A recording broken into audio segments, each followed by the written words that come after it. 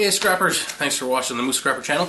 So this is the second episode of the MooseScrapper show. See how it goes, probably for another couple months. If you guys have any ideas for topics, let me know. So in this video, I'm going to cover a few things. One, I want to wrap up my silver recovery videos from reverse electroplating. I found a great eBay store, I believe the store is called I Can Smelt, where I got this little mini furnace, smelting furnace. It's like this big, it's adorable, but it's just the right size for smelting, you know, silver and things like that. One of the benefits to that is you don't have to worry so much about powder blowing out of the crucible. It's in a little ceramic crucible with the flame hitting it from the sides, so it's, you know, you don't have to worry so much about losing precious metals. I'm also going to be talking in this video about aluminum, why I am stockpiling it, and what I plan on doing with it this summer. I'm going to be mentioning what I've been up to. My videos have been, you know, fewer and far between. Also going to be talking about a couple of friends I have out there who are trying to accomplish something. Francois, he's got this Facebook group. So if you're into precious metal recovery, and if you're not a dink, right, I'm just putting that right out there because there's some people out there who just love to hate, stay away from this place. But this group is called E-Gold Recovery and Refining. It's E-Gold. Make sure you check it out, subscribe. He's trying to hit 1,000 members by April 1st, and I think we can definitely help with that. There's a lot of great information on there, a lot of people who are, you know, just like us, experimenting, some pros. So, you know, definitely check it out. This Francois has become way better at the precious metal recovery stuff than I am now. So make sure you check it out and be nice. So that's it. So stay tuned, and we'll see if I can keep you entertained for about half an hour.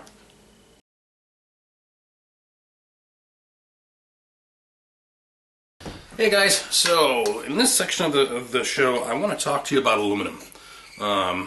I've been stockpiling this stuff up simply because I am learning. The more that I'm selling on eBay, the more I'm, you know, researching and finding things.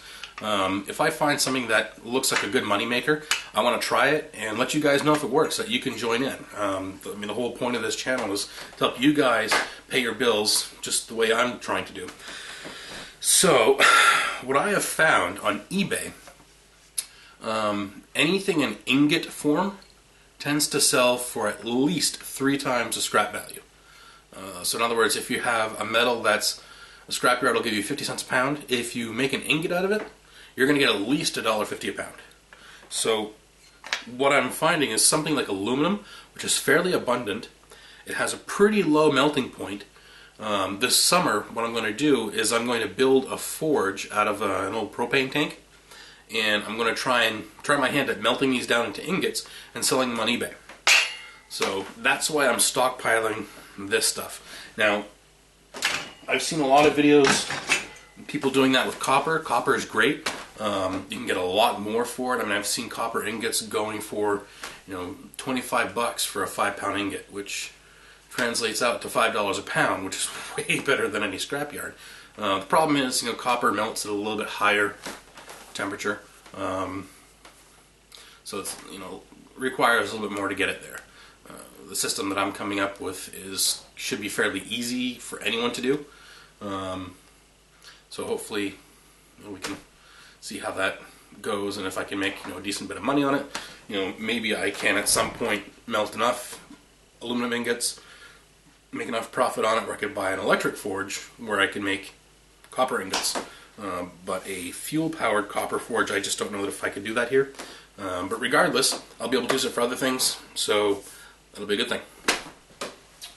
So, if, you know, right now scrap prices aren't that great, and I've heard that because of, you know, some things that our new president-elect has done, like trade embargoes or what. I'm not into politics really, so from what I'm understanding, we're no longer purchasing a lot of metals from other countries, which means it's going to be all US, which means hopefully that prices go up.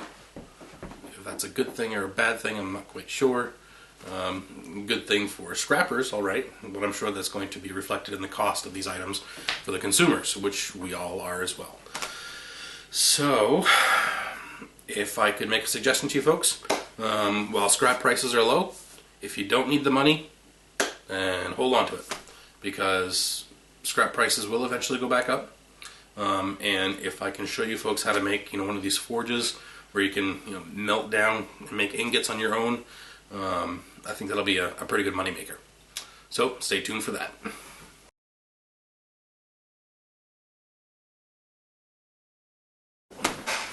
Alrighty, so I've been getting some emails and comments. What have I been up to? There's not been too many posts. Hope you like the hat. We just had a snowstorm with about 2 feet of snow, and it's still coming down. So I've got a horrible case of hat head. So just covering that up. So what have I been up to? Well, I have a YouTube subscriber from Boston. His name is Joe, who approached me. He had a bunch of stuff that he has been collecting that he wanted sold on eBay. So he made a trip up here in, I think it was in November, October or November, and dropped off a U-Haul van load. So I've been posting all that stuff on eBay, getting it sold, getting it moved. I'm going to split the profit. So what have I been doing in the last few months? I've been doing a lot of work on eBay. I also had my old landlord and friend of mine, Mark. He gave me this knife collection that he got from someone.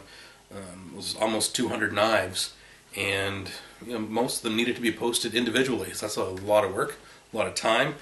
But in the last week, it's been about $1,000 worth of sales. And granted, it's not all mine. I have to split the proceeds. But still, that's what I've been up to a lot for the last month anyway. So special thanks out to Joe and Mark for stocking the eBay store, and hoping to get some of that cash out to you. And so that's what I've been up to. Working, shoveling, spending time with my daughter, and dipping my toes in the dating pool. It's scary out there. Scary. So that's it. So see you on the next section.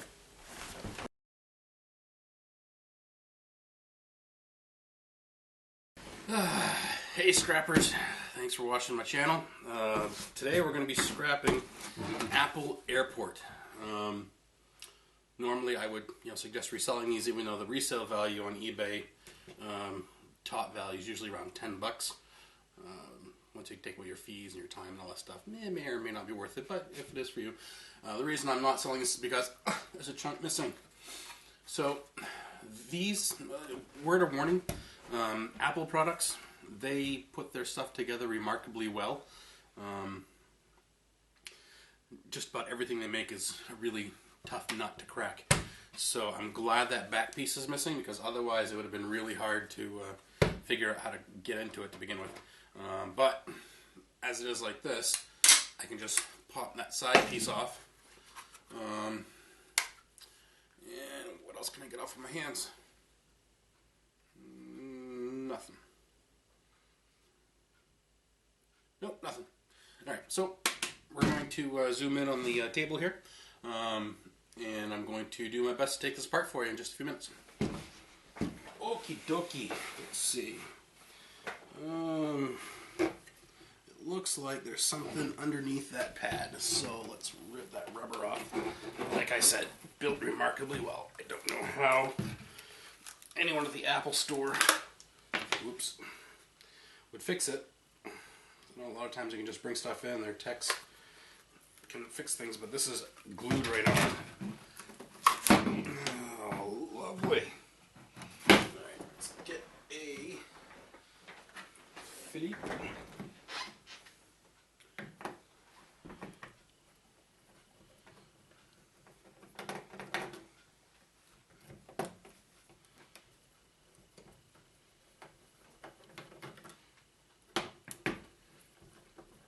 Well, and if you're wondering why I'm wearing this hat, it's because we just had a snowstorm here. I just got back in from cleaning my driveway. There's about 2 feet of snow.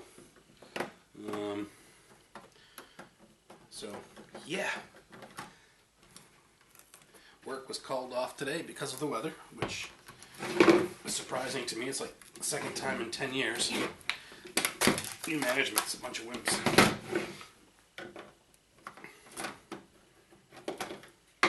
Alrighty. Yay. Okay, so we've got one thing that I like about Apple products is that there's usually a lot of aluminum in them. So this part right here, that's aluminum. I can hit it with a magnet for you. Boink, boink, boink. And this is steel. So we've got a lot of little parts in there that have gold plating. All the little prongs in there have gold plating on it. And the USB port. And here and there on the outside you can see a little bit of gold plating here and there. So let's try it. Oh, look at that. Alright, so this so this is a solid chunk of aluminum except for these little things right here. Magnet sticks. So we're going to try to rip this pop. Hey, look at that. It'll pop right off.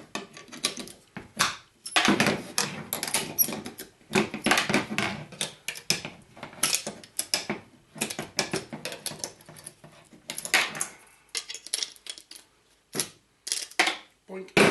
There we go. Alright. So this is all aluminum, and right now I'm saving all of my aluminum because this summer I'm going to be building a forge.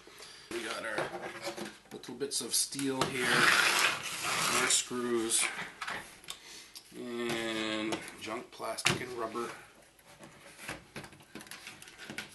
But a little bit of wire. Oh, that's a fiber optic. What the hell? Huh. Okay. Now, what you're going to find a lot in Apple boards, normally where you'd see like gold plating in certain areas, I find that in Apple boards they use a lot of silver plate, which functionally I don't know if that's a good thing or a bad thing. What I do know is that just about every board has silver plating on it. I don't know about the etching underneath it. Unfortunately, silver is not worth a whole crap load. So you need a lot to make it worthwhile to recover it, but I'm assuming that it's held on the same way that the gold is, with got a copper layer, maybe some nickel, and then the silver. So if you'd like to try it, you could probably cut off this piece of the board right here. So let's get that little bit of silver plating on it and throw that in an AP and see what happens. I'm not going to, because I'm just going to basically probably just sell the whole board as is. I might pull off a few things. I like to cherry pick. So, looking at this board, there's not a whole heck of a lot. I can tell you that you've got flat pack right here, some ICs. These are probably going to be the better gold content ICs. These look like ICs, but they are not. Here I am spilling my mouth out, and I don't even know if you can see this or not. So, if you look, these are not ACs. They kind of look like them. They have legs, but they're not. These little guys are, and don't walk by them because sometimes those have gold as well. And you're also going to see a lot of these little monolithic ceramic capacitors. They are all over this board.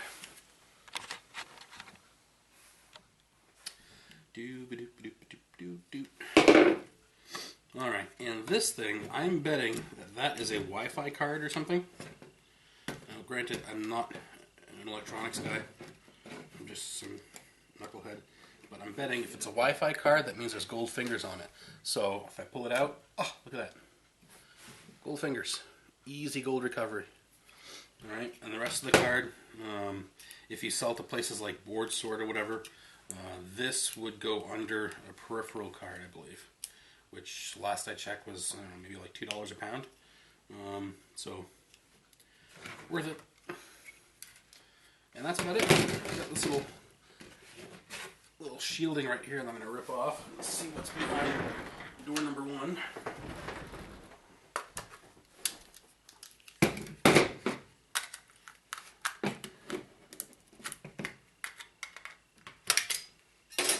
And as I suspected, not much of anything. So I'm sure that that's shielding for like some kind of electromagnetic interference or something. I don't know. Again, I'm just a knucklehead, not a electronics guy. But you know, you're gonna have all kinds of gold plating in there. Gold plating in these ports, and that's about it. So that's magnetic. Take off my wire.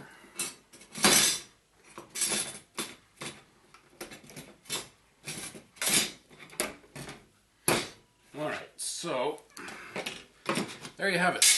This is what you get from an Apple airport. Again, not worth taking apart. Unless it's broken, then of course you take it apart because it's worth more as scrap than garbage. So looking around, we've got plastic rubber, a little bit of ferrous, a nice chunk of aluminum. I mean, really, most of the weight on that was aluminum. 224 grams. So that translates to 8 ounces, so half a pound of aluminum in the airport, which is nice. We've got at least a mid-grade board. That's 5 ounces. Wire. I don't even think that my scale will register that because it's such a tiny amount. And then this little guy. I'm going to trim those fingers off for processing. And that's it. Alrighty, so thanks for watching. Wow. That's snow, actually. It's not sweat. I'm not that much of a sweaty Viking. So that's it for scrapping an airport. Make sure you comment, like, subscribe, and keep on watching. I've got some videos coming out. Thanks for watching. See you on the next one.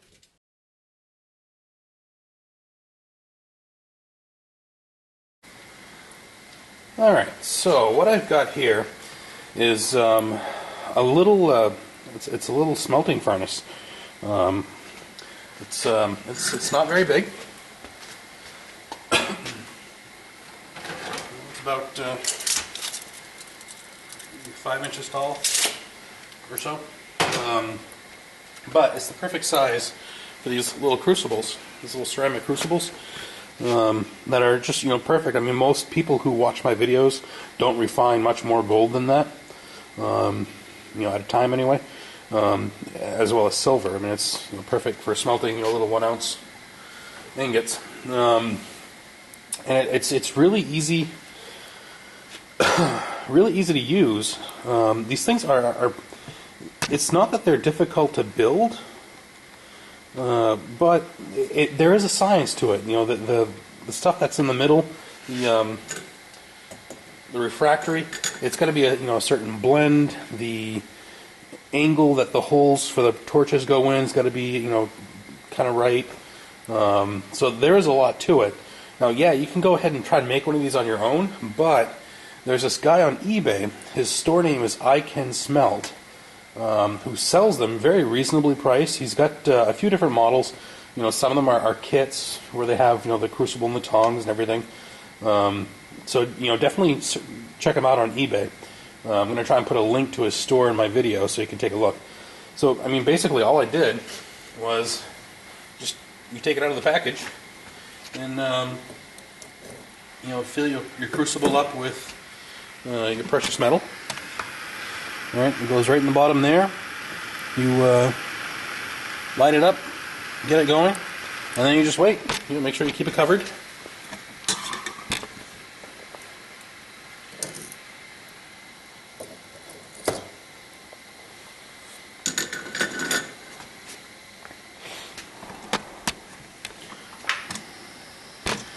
Again, one of the positives to doing it this way is that there's so much less risk of losing precious metals from blowout.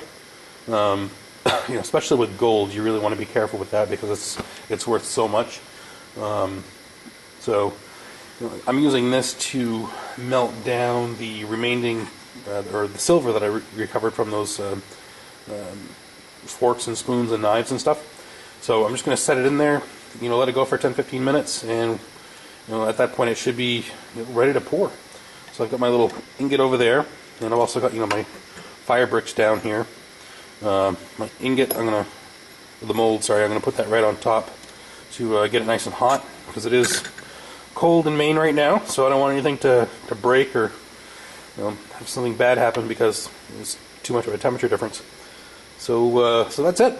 So I'm gonna pause the video here and come back when everything is nice and glowing red.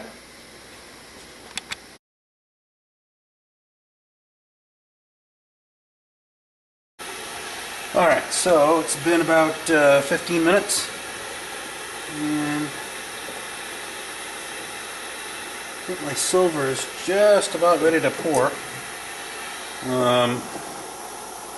I've had just a couple of propane torches going on it. Also keep in mind that you definitely want to add some flux to it, some borax.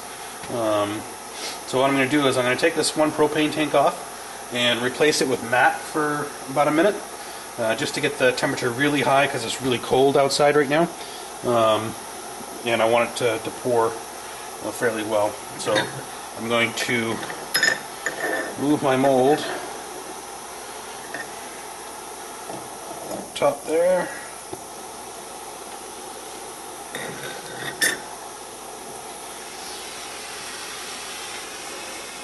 Turn that one off.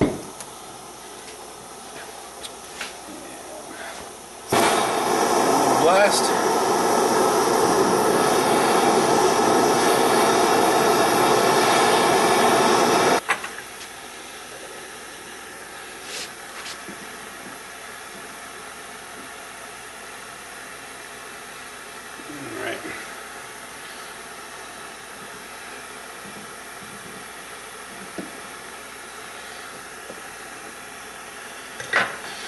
Ta-da!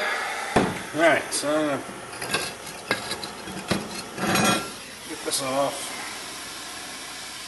Alright.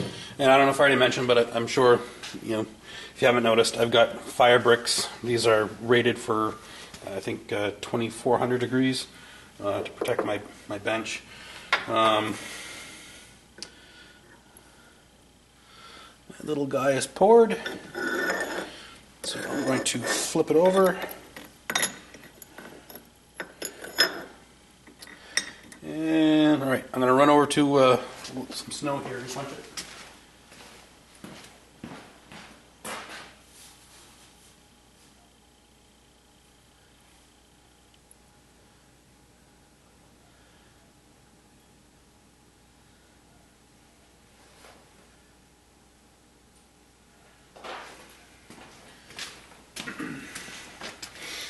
Alright, so this is my little silver ingot.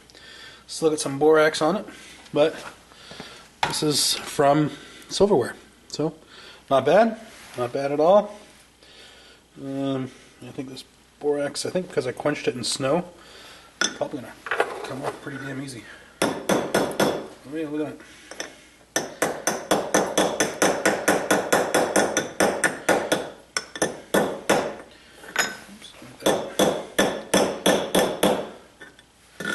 So yep, so that's my chunk of silver from the utensils. So the silver furnace, it's a great little thing. You can run it off propane or MAP. MAP goes a lot quicker, but it's nice to have something that you can theoretically set it and forget it for a little bit. You can do a few other things while it's set up and going.